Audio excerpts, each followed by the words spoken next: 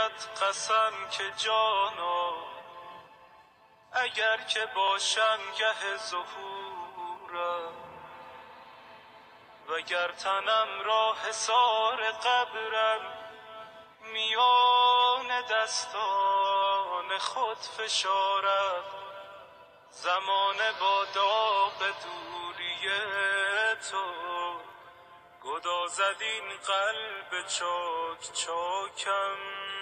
دوباره سر بر ره تو سایم، به جانب پرچم تو آیم، به حسرت تو بمیرم و خون زخمهای شکفته من ز شوق دیدار روی ماهم به پیش پایت چنین نگارم.